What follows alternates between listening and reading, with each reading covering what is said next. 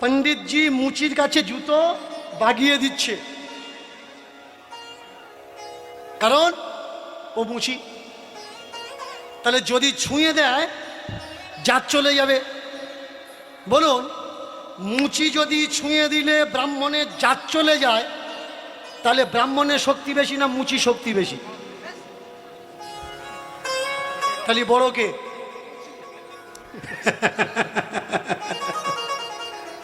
অনেকে বলে গঙ্গা জল ছড়িয়ে দিলে নাকি অপবিত্র জিনিস পবিত্র হয়ে যায়। ওম অপবিত্র পবিত্র বা সর্ববস্থান গত পি বা যৎস্বরে পুণ্ডরীকাক্ষ বন্তরা শুচি পাপহং পাপ কর্মহং পাপ আত্মা পাপ সম্ভব ত্রাহিমাং পুণ্ডরীকাক্ষ সর্ব পাপ হরো হরি। সূর্য সিদ্ধান্তের মন্ত্র, গঙ্গা জল শুদ্ধিকরণ।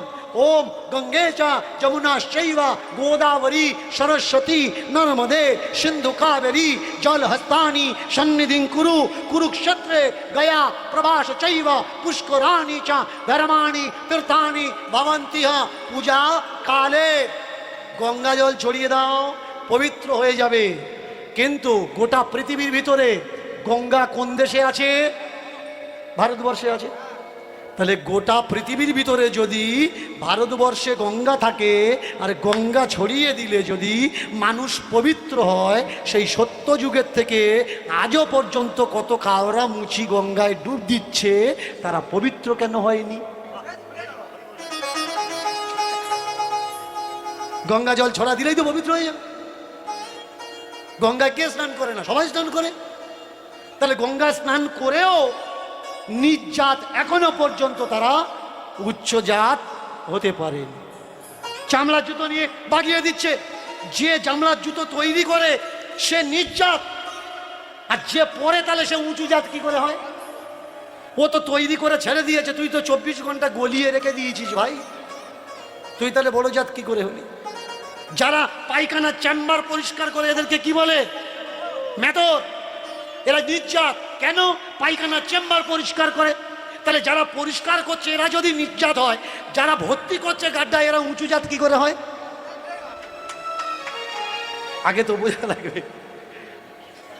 যারা মাছ বিক্রি করছে এরা নির্জাত, যারা মাছ বিক্রি করছে এরা নির্জাত, কিন্তু যারা মাছ ছাড়া ভাত খায় না এরা উঁচু জাত কি করে হয়? আগে তো বোঝা লাগবে কোনটা সত্যি আর কোনটা মিথ্যা। জাত বলে কিচ্ছু নেই ভাই। জাত তো গাছের হয়, জাত তো জীব জন্তুর হয়, জাত তো পশু পাখির হয়, জাত তো পাথরের হয়। আম গাছ দেখবেন যেখানে যাবেন সব একই। নারকেল গাছ, নারকেল গাছের জাত যেখানে যাবেন সব একই। তাহলে আমরা যদি মানুষের জাত হলাম, যেখানে যাব মানুষ সব একই নয় কেন? এইটা উঁচু জাত, এইটা নিচু জাত। কেমন? এক পদের মানুষ ইনকাম করে, শুধু ইনকাম করে না, ধরে বয়ে বেঁধে পোঁড়লা করে বলছে দাদুর বাড়ি পর্যন্ত এগিয়ে দিয়ে, মাথায় করে এগিয়ে দিয়ে দাদুর বাড়ি পর্যন্ত। প্রথমেই জানিয়ে রাখছি, আমি কোনো ব্রাহ্মণ বা কোনো বৈষ্ণবের ব্যক্তিগত কারোর সঙ্গে আমার কোনো শত্রুতা দুশ্মনী নেই।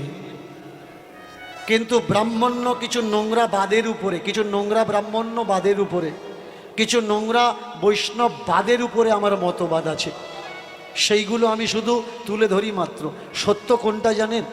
আজকের যারা প্রকৃত ব্রাহ্মণ, যারা সমাজের সঙ্গে মিশে চলতে চাচ্ছে, যে পূজা পাঠ করব না, সাধ্য শান্তি করব না, আমরা সব একই সমাজের মানুষ, লেখাপড়া শিখবো, চাকরি বাকরি করে সব একসঙ্গে বাঁচবো, আমাদের ছেলে মেয়েদের সঙ্গে ওদের ছেলে মেয়েদের সংসার হবে, বিবাহ হবে, বিবাহ স্থাপন, আত্মীয় বন্ধু বান্ধব স্থাপন হবে। যে কটা প্রকৃত ব্রাহ্মণ তারা কিন্তু কেউ সম্মান পাচ্ছে না। আর যে কটা জোচ্চ ঠকবাজ সেই কটা শুধু চতুর্দিকে ঘুঁতিয়ে বেড়াচ্ছে। এরা নাকি মুখের থেকে হয়েছে ব্রাহ্মণ। কোত্থেকে হয়েছে? পিতামহ ব্রহ্মার মুখের থেকে। আর শূদ্র নির্জাত কোত্থেকে হয়েছে? পায়ের থেকে। বুঝে দেখেছেন? ব্রাহ্মণ ব্রহ্মার মুখের থেকে হয়েছে, আর শূদ্র পায়ের থেকে হয়েছে। বৈশ্য পেটাদি উরুর থেকে হয়েছে, ক্ষত্রিয় দুটো হাতের থেকে হয়েছে। আচ্ছা, মুখের থেকে যদি ব্রহ্মার বাচ্চা হলো, বাচ্চা হওয়ার কাজটা ওর মুখে করলো কে? কোনো কাজ করলো না, এমনি এমনি বাচ্চা হয়ে গেল তার মুখের থেকে। এইবার শোনো, ব্রাহ্মণের শ্রেষ্ঠ কোনটা? ব্রহ্মার মুখ। ব্রহ্মার মুখের থেকে যদি এরা জন্মায় তাহলে মাতা হচ্ছে শ্রেষ্ঠ। ব্রাহ্মণদের অধিকার কোনটা? মাতায়। আর শূদ্র থেকে জন্মেছে? পায়ের থেকে। তাহলে শূদ্রের অধিকার কোনটা? পায়ে। তাহলে ব্রাহ্মণ যখন কারোর বাড়িতে যায়, পা ধোয়ানোর দরকার না মাথা ধোয়ানোর দরকার? এরা তো মাথায় থেকে হয়েছে ভাই। দু চারবার ধরে পৌষ মাসের সময় মাথা ধুইয়ে দাও না, ঠান্ডার সময় জীবনে আর পূজা করতে আসবে না। প্রেম সে হরিবল হরিবল। আমি কারোর নিন্দা করছি না, সমাজে শুধু জানানোর চেষ্টা করছি যে ভাই, জাতপাত বলে কিচ্ছু নেই, আমরা সবাই সমান। সবার উপরে মানুষ সত্য, তার উপরে কিছু নয়। এক পদের মানুষ এতদিন শিক্ষাকে আড়াল করে রেখেছিল। শিক্ষা শুধু ব্রাহ্মণের অধিকার, কোনো নিজ জাতের মানুষ শিক্ষা যেন না পায়। কিন্তু আজকের ডেমোক্রেসি, বাবা সাহেব আম্বেদকর থেকে জ্যোতিরাও ফুলে পর্যন্ত, হরিচাঁদ ঠাকুর থেকে আরম্ভ করে গুরুচাঁদ পর্যন্ত, বিদ্যাসাগর থেকে আরম্ভ করে শরৎচন্দ্র বঙ্কিমচন্দ্র পর্যন্ত মানুষের হাতে শিক্ষা তুলে দিয়েছে। এই জায়গায় হয়ে গেছে এদের অসুবিধা। যদি বিডিও সাহেব কোনো মুচির ছেলে হয়, আর বর্ষার সময় তোমার ঘর উড়ে গেছে, তেরপল দরকার হয়, আর ও যদি ব্রাহ্মণ হয়, তাহলে তো গিয়ে ভালো লাগবে, স্যার একটা তেরপল দরকার স্যার। এইটা ওরা মেনে নিতে পারছে না। আগে জানা লাগবে সব থেকে উঁচু কোনটা। সব থেকে উঁচু হলো গুণ। ধন থাকলে তুমি তোমার গ্রামে পূজা পাবে, এখান থেকে জয়নগরে চলে যাও না, তোমার কেউ চেনে না। হতে পারো তুমি এখানকার রাজা জমিদার, এখান থেকে তুমি চলে যাও না কলকাতায়, তোমাকে কেউ চেনে না। এর জন্য বলা হয়েছে স্বদেশে পূজ্যতে রাজা বিদ্যান সর্বত্র পূজ্যতে। ভিক্ষা করে খাও, হরিচাঁদ ঠাকুরের কথা।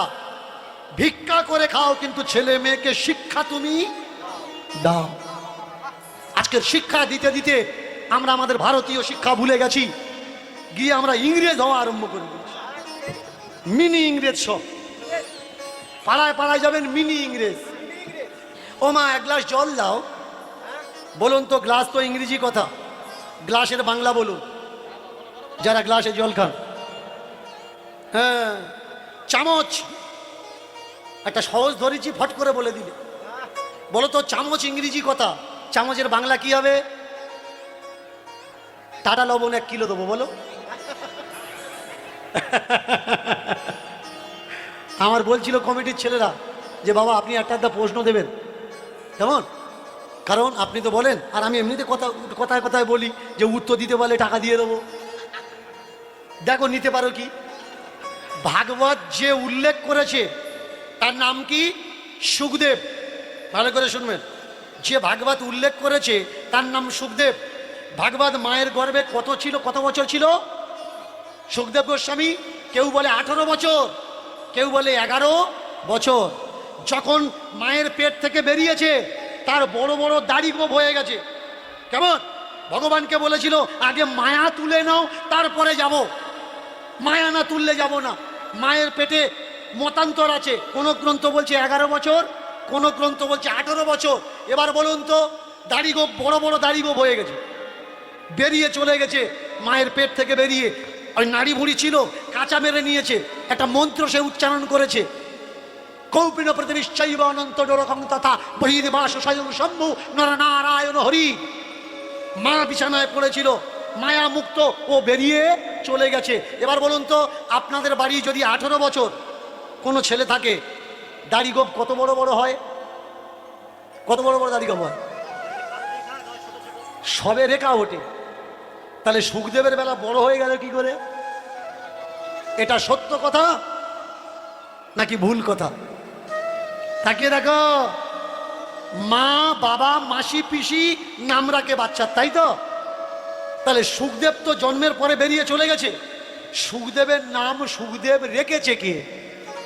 আজকের প্রশ্ন থাকলো, যে বলতে পারবেন টাকাটা প্রেম সে নিতাই গৌর হরিবল হরিবল। আমি কেন চেল্লাই, কেমন দেখবেন এ টু জেড প্রথম থেকে লাস্ট পর্যন্ত আমি চিল্লে চিল্লে কথা বলি। কেন বলি? আমার সমাজের মানুষ ঘুমিয়ে পড়েছে, আর এই ঘুমন্ত মানুষকে তার কানের দ্বারে গিয়ে বললে হবে না ওদা ওটো ওদা ওটো, ওরা উঠবে না। এর জন্য আমি চেল্লাই। কেন জানো? চিল্লে চিল্লে বলি, এই যে পুরাণ, এই যে ধর্মগ্রন্থ, যেটা ভালো সেটা ঘরে রাখো, যেটা ভালো না সেটা ঘরে রেখো না। এমন কোনো সংসার নেই, খুব কম সংসার আছে যে সংসারে শান্তি আছে। গ্রামে গঞ্জে সিটিতে যেখানে যাবেন, শাশুড়ি বউ বনছে না, যায় যায় বনছে না, আর ফায়দা কারা লোটাচ্ছে? দোকান করে বসে আছে শ্রী ভিগু। সব জ্যোতিষী বারবার আমার কাছে একবার। বউ শাশুড়ি ঝগড়া করছে, সেটা বউ শাশুড়ি ঝগড়া করছে, ঝগড়া করতে করতে ও তো খোঁজ নিয়ে এসছে গুনিনের কাছ থেকে। গুনিন বলছে দেখ 3200 দে, এমন মাল দেবো শাশুড়ির মুখ বন্ধ হয়ে যাবে, ও আর সাড়া করতে পারবে না। শাশুড়ি বউ যেই গন্ডগোল হচ্ছে, বউ গিয়ে বলছে দেখাবো দেখবি, 3200 দেবো দেখবি। ও তো জানে 3200 টাকা লাগবে। তোমার ঝগড়ায় ফায়দা কে ওঠাচ্ছে? যে গুনিন। ঝগড়া করলে কার লাভ হচ্ছে? ও তো বলছে আমার কাছে এসে। কালকের যখন হরিবাসরে দাঁড়িয়ে কটা ছেলে এই সাইডে দাঁড়িয়ে দাঁড়িয়ে কীর্তন শুনছিল, অনেক দূর থেকে এসছিল। আংটির বিষয়ে যখন বলছিলাম, যে কটা আঙুলে আংটি আছে সব কটা পকেটের ভিতরে দাঁড়িয়ে আমার দিকে তাকিয়ে আছে, গান শুনছে। ওরা ভাবছে বাবা আংটি দেখতে পাইনি।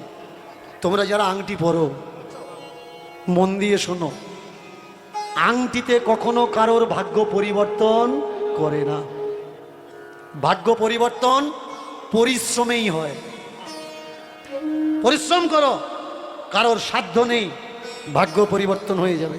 গত বছর আমার সবাই বলছিল দীনকৃষ্ণ ঠাকুর তোমার গ্রহের দশা চলছে, তোমার টাইম খারাপ চলছে। যারা লাইভ ছেড়েছিল, আমার হাতে আংটি আংটি কিছু নেই, কিন্তু আমি একা সকলা টাইম খারাপ করে ছেড়ে দিয়েছি। গ্রহ এখন আমার পিছনে নয়, গ্রহ এখন তাদের পিছনে ছুটছে। তারা কোন দিকে যাবে দাঁড়াতে পারছে না। বলে দেবো, ভালো করে মন দিয়ে শোনো। লিঙ্গ তন্ত্রম আর তন্ত্রম গ্রন্থ 6টা অধ্যায় 19 নম্বর থেকে 27 নম্বর মন্ত্র পর্যন্ত পড়ে নেবেন। যে আপনার স্বামী যদি আপনার কথা না শোনে, কিভাবে স্বামীকে বশ করবেন। পৃথিবীতে যদি আপনার শত্রু থাকে, সেই শত্রু কিভাবে দমন করবেন, মায়েরা বলে দেবো। বলবো কি? যাদের স্বামী কথা শোনে না, কিভাবে স্বামী কথা শুনে বলে দিই। আরে আসতে বললে হবে না তো, জোরে বলো। হ্যাঁ ওইটা বলো, ওইটা বলো, ওইটা আগে বলতে হবে। মন দিয়ে শোনো। শনি মঙ্গলবার দশকর্মা ভান্ডারে গিয়ে একটা সুপারি কিনবে। দশকর্মা ভান্ডার বোঝো তো? যেখানে ওই ঠাকুর জিনিসের পূজার মালপত্র পাওয়া যায়, একদম সব থেকে ছোট্ট গোটা সুপারি হবে। এইবার অমাবস্যা, শনি মঙ্গলবার অমাবস্যা দেখে রাত্রিরে খাওয়া দাওয়া করে যখন ঘুমাতে যাবেন, তাতে ভালো করে ঘি লাগিয়ে আলটাগড়া দিয়ে গিলে নেবেন, নিয়ে ঘুমিয়ে পড়বেন। সকালবেলা পায়খানা ঘরে গিয়ে পায়খানা করবেন না, ফাঁকা জায়গায় যাবেন, পায়খানা করবেন। সুপারিটা বের করে নিয়ে প্রথমে পুকুরের জলে ধুয়ে নেবেন, তারপরে গঙ্গা জলে শোধন করবেন, তারপরে দুধ দিয়ে, তারপরে ঘি দিয়ে, তারপরে মধু দিয়ে শোধন করবেন। সুপারিটা কুচো কুচো করে কেটে যে কোনো খাবারের সঙ্গে স্বামীকে খাইয়ে দিন। স্বামী আপনার কথায় উঠবে, আপনার কথায় বসবে। এটা খাবো না বাবা, খাবো না, এটা আমার মুখের কথা না, এটা তন্ত্রম গ্রন্থের কথা। এর জন্য তো আমি বলি এইসব বইগুলো বাড়িতে রাখা উচিত নয়, টান মেরে ফেলে ডাস্টবিনে দেওয়ার দরকার। কেন বলি? অনেকে বলে দীনকৃষ্ণ ঠাকুর ধর্মগ্রন্থ মানে না। কেন মানবো? আর তোমরাও শুনে নাও, যতগুলো বেটা ছেলে এদিকে বসে আছো, বউ যদি কোনোদিন ভালোবেসে যত্ন করে সুপারি খাওয়াতে আসে, তা বুঝে নিও ওই সুপারিটা কোত্থেকে ঘুরে ঘুরে তারপরে তোমার গালে উঠছে। অনেকে কীর্তন শুনতে আসে কেন? কীর্তন শুনলে মরার পরে আমি স্বর্গে যাব। না ভাই, এরকম কোনো লজিক কীর্তনে নেই যে কীর্তন শুনলে মরার পরে তুমি স্বর্গে যাবে। কিন্তু কীর্তনের সুটা নিলে, কীর্তনের সুটা নিলে তাহলে তুমি স্বর্গে যাবে। অমৃত, পঞ্চামৃত, 5টা অমৃত আছে আমাদের এই ভূলোকে। দধি, দুগ্ধ, ঘৃত, মধু আর চিনি, এই হচ্ছে 5টা অমৃত। দধি, দুগ্ধ, ঘৃত, মধু আর চিনি। কিন্তু এই যে মধু, মধু কিন্তু শুধু মধু হয় না। মধু কিসে হয়? মোমেতে মধু স্টোর করে। মোম, মধু কোথায় স্টোর থাকে? মোমে থাকে। মোম শক্ত না নরম? মোম কিন্তু শক্ত নয়, মোম নরম। এর জন্যই তো বলে ওর মনটা একেবারে মোমের মতন গলে গেল। মধু কোথায় থাকবে? যে সহজ আর যে সরল। অনেকে বলে যে ভগবানকে কি এঁটো দিয়ে দেওয়া যায়? এঁটো দিয়ে ভগবানকে দেওয়া যায় না। কিন্তু ভগবান শ্রীকৃষ্ণ কি খাবার বেশি পছন্দ করে জানেন? একটা হচ্ছে এঁটো আর একটা হচ্ছে বমি। এঁটোর পছন্দ করে কৃষ্ণ, আর পছন্দ করে বমি। এঁটো কোনটা? যেমন গরুর দুধ দুইতে গেলে বিনা বাছুরে দুয়া যাবে? বাছুর আগে খেয়ে দেবে, তারপরে দুধ বের করবে। এ হলো দুধ। আমার ঠাকুরের প্রচুর পছন্দ। তাহলে দুধটা কি হলো? বাছুরের এঁটো। আমার গোবিন্দ আর কি পছন্দ করে? মধু। মধুটা কি? মধুটা হলো মৌ পোকার বমি। তাহলে ভগবান শ্রীকৃষ্ণ এঁটো আর বমি পছন্দ করছে। কিন্তু যারা কৃষ্ণর পথে ঢুকে গেছে, টেনে বের করা যাচ্ছে না তাদের, তারা এক জিনিস 14 বার করে ধুচ্ছে, ভগবান যাতে রাগ না করে। সমস্যা কোথায়? সমস্যা খাবারে নয়, সমস্যা হচ্ছে তোমার মনে। যার মনে বেশি নোংরা সে 14 বার হাত পা ধোয়, সে 14 বার হাত পা ধোয়। এদেরকে শুচিবাই ভদ্র মহিলা বলে। শুচি কেমন? ধুয়ে ধুয়ে দেখবে হাত পা ঘা হয়ে গেছে, তবু ধুচ্ছে। কেন? পবিত্র আর অপবিত্র। বাজার থেকে ব্যাগ নিয়ে আসবেন, কেমন ব্যাগ পর্যন্ত ধুয়ে দিচ্ছে। আপনি ব্যাগে করে ধূপ এনেছেন, আপনাকে গালাগালি করছে, মাছ মাংসের সঙ্গে ধূপের কাঠি এনেছো। আচ্ছা, ধূপগুলো তো প্লাস্টিকের ভেতরে সিল হয়ে আছে, অসুবিধে কোন জায়গা? ও কি মাছ মাংস লাপিয়ে গিয়ে ওর ভেতরে ঢুকেছে নাকি? একটু মুছে নাও, নিলে হয়ে যায়। দেখো, এক বাজারে মাছ মাংস আর ধূপ বিক্রি হচ্ছে, তাতে অসুবিধে নেই। এক ব্যাগে মাছ মাংস আর ধূপ আসলে তাতে অসুবিধা। যারা বলছে এরা দীক্ষা নেয়নি, এদের বাড়িতে যাব না, এদের বাড়িতে খাবো না, যখন ট্রেনে উঠে এখান থেকে নবদ্বীপে যাও, যে ড্রাইভারটা ট্রেন চালাচ্ছে তাকে জিজ্ঞাসা করো, ভাই দীক্ষা নিয়েছিস কি বল, তবে ট্রেনে উঠবো। এখান থেকে যখন টোটোতে করে জয়নগরে যাচ্ছ, জিজ্ঞেস করো, এ ভাই দীক্ষা নিয়েছিস? তাহলে তোর টোটোয় উঠবো। দেখো কি চমৎকার। যখন আপনি সেবা যত্ন করছেন, এদেরকে খেতে দেবেন, তখন এরা জিজ্ঞেস করবে আপনি দীক্ষা নিয়েছেন? তবে খাবো। এবার শুধু খাওয়ালে হবে না, খাওয়ানোর পরে ভোজন দক্ষিণা দিতে হবে। আপনি যে খাওয়ানোর পরে ভোজন দক্ষিণা দিচ্ছেন, কখনো হোটেলে গিয়ে বলবেন, এ ভাই খাওয়ালি তা দক্ষিণে দে। দক্ষিণে দেবে নাকি উত্তরে দেবে? পূব পশ্চিম সব দিকে দেবে। ও বলবে আগে দাম পেল। আপনার বাড়িতে গুরুদেব আসছে, খেয়াল করবেন, আপনার বাড়িতে গুরুদেব আসছে, ওই গুরুদেবের পা ধুলো মুছে নিচ্ছেন, মাথায় নিচ্ছেন। কারণ গুরুদেবের পা কত পুণ্যের জায়গা বলুন। ওই গুরুদেব যদি বিষ্ণুপুর থেকে ডায়মন্ডের M10-এ ওঠে, M10 যে বাস আছে না, চলছে না, SD চলছিল ধর্মতলা পর্যন্ত, আছে এখনো, M10টাই চলছে। ওই গুরুদেবের পা ভিড়ের ভিতরে যদি কারোর লাগে, সে কি বলবে? গুরুদেব হাঁটতে দাও, এই পা সরা। ওখানে বললে হবে না, এ বাবা আমি গুরুদেব, গুরুদেবের পা। বলে তোর পা আছে, আমারও আছে, পা সরা আগে, পা সামলা। কারোর পা দামি নয়। দামি কোনটা? দামি হলো মানুষের কর্ম। আমার সমাজের মানুষ কিভাবে গুরু সেবা করে জানো? যখন বাড়িতে গুরুদেব আসে, ভালো করে বসার আসন দিয়ে তাড়াতাড়ি করে ঘটি নিয়ে আসে, গামলা নিয়ে আসে। কেন? গুরুদেবের পা ধুইয়ে দেবে। দাও, পা ধুইয়ে দাও, অসুবিধে কি? গুরুদেবের পা ধুইয়ে দিল, দেওয়ার পরে জল ফেলছে না। যে জীবনে শ্বশুর শাশুড়ির চান করার জন্য জল তুলে দেয়নি, সে বালতি নিয়ে ছোটে গুরুদেবের পা ধুইয়ে দেবে। এবার পা ধুইয়ে দিয়ে জল ফেলছে না, খেয়ে নিচ্ছে, জল নিয়ে স্বামীর মাথায় দিচ্ছে। ভালো হবে, ছেলের বাবার লেখাপড়া ভালো হবে। গুরুদেবের পা ধোয়া জল ফেলা উচিত নয়, কিন্তু কি করা উচিত? খেয়ে নেওয়া উচিত। খেলে কি হবে? তোমার উদ্ধার হবে। আজকের দিনের পর থেকে বলে দিচ্ছি, মায়েরা মন দিয়ে শুনবেন, এক গ্লাস নয় 2 গ্লাস জল নেবেন। একটা গামলা নয়, বড় গামলা নেবেন। গুরুদেবের পা ধুইয়ে দিয়ে 1 গ্লাস আপনি খাবেন, আর 1 গ্লাস গুরুদেবের দেবেন। বলবেন, গুরুদেব ধোয়া জল খেলে তো উদ্ধার হয়, তা আমি উদ্ধার হব, তুমি শুধু এখানে মায়ায় ঘুরবে? তুমিও 1 গ্লাস খাও, দেখবে ও জীবনে অন্য বাড়ি আসবে, কিন্তু তোমার বাড়িতে আর আসবে না। এগুলো বলছি কেন? আমি কিন্তু কোনো গুরুর ওপরে হিংসা করে বিদ্বেষ করে বলছি না। আগে চিনতে শেখো, এ জগতে গুরু কে। আপনার বাড়িতে আসছে, আপনি 14 রকম 12 রকম করে জোগাড় করে খেতে দিয়েছেন। খাওয়ার আগে সে কিন্তু বলে না যে আয় তোকে 1 গাল দি। পুরো খেয়ে যে কটা ঢুকলো না, নষ্ট করে রেখেছে। পাশের থেকে কঞ্চিগুলো ওরা বলছে, বাবা তোদের জন্য প্রসাদ থুয়েছে, এটা গুরু প্রসাদ।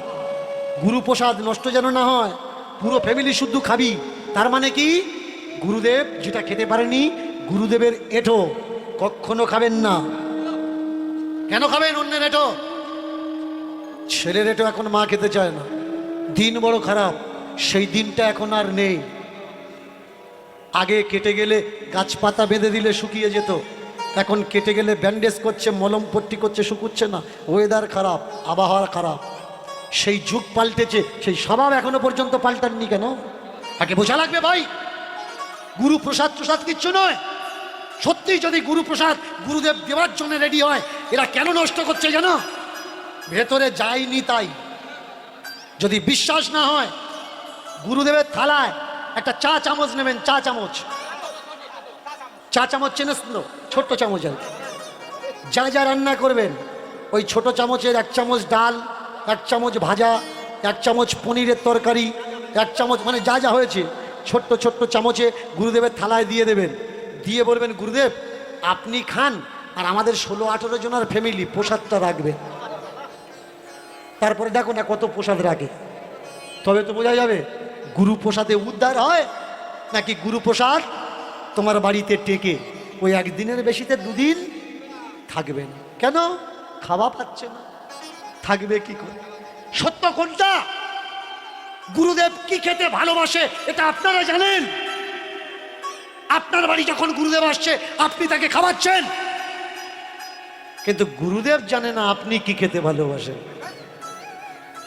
সে আপনার বাড়িতে খালি হাতে আসে না আপনি যেটা খেতে ভালোবাসেন সেটা হাতে করে নিয়ে আসে? কখনো খোঁজ নিয়েছেন?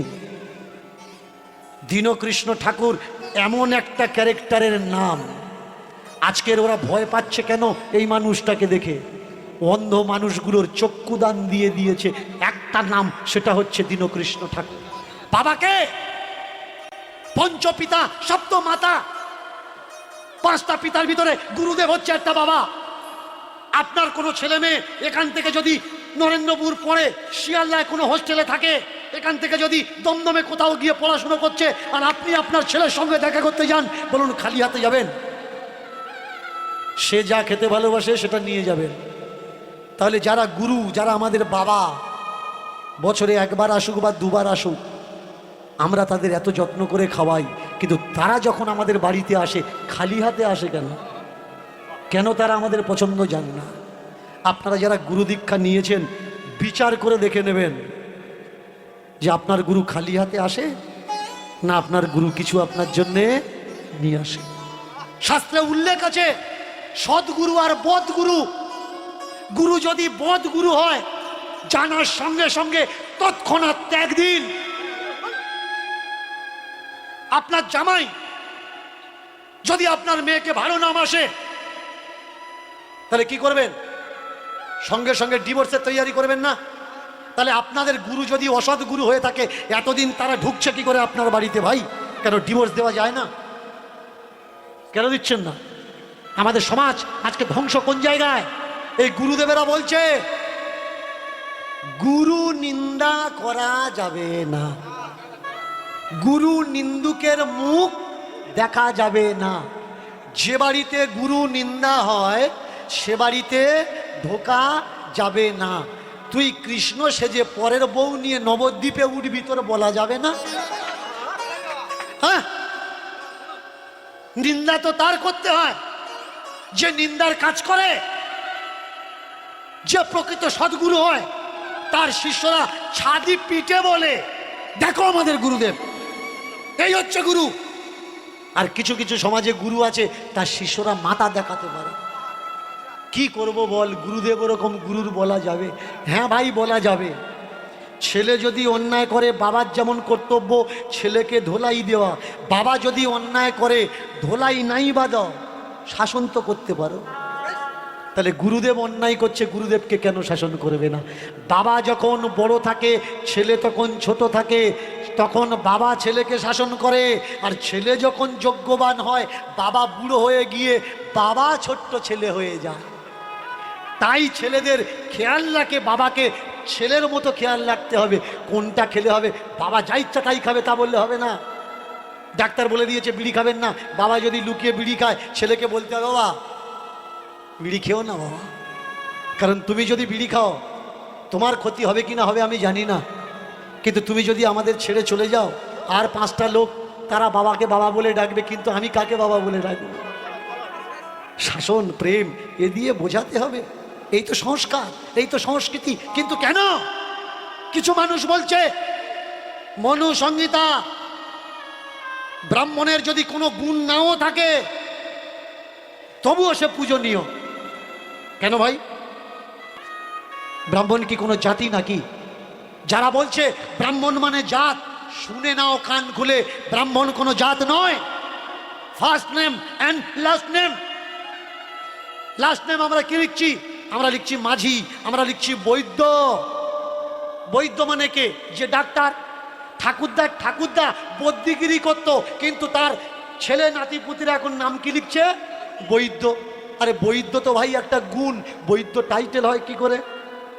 বৈদ্য তো কোনো টাইটেল নয়। তুমি নামের পরে লিখছো কি? মাঝি। যে নৌকা চালায় তাকে কি বলে? মাঝি বলে।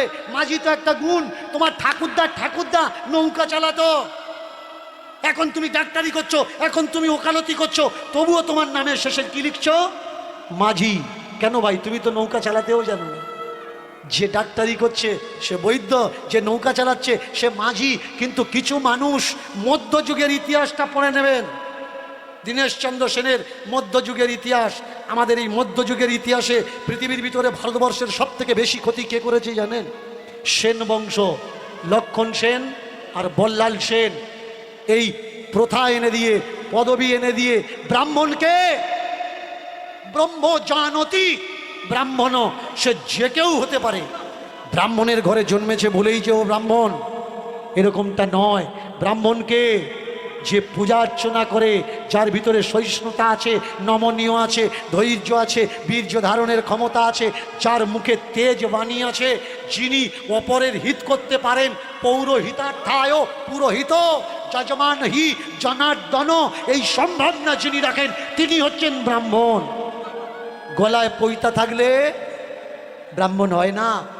বাবা ঠাকুরদা জোর করে অনুষ্ঠান করে উপনয়ন করিয়ে দিয়েছে, ব্রাহ্মণ নয়। ব্রাহ্মণ তাকে বলে বেদ পঠয়ন্তি ব্রাহ্মণ, বেদ সর্বজ্ঞাতা ব্রাহ্মণ। মনুসংহিতা সেখানে বলছে শূদ্র যদি বিদ্বান হয়, শূদ্র যদি পূজনীয় হয়, তবু তাকে পূজা করা যাবে না। এইসব নিয়মগুলো কারা লিখলো ভাই?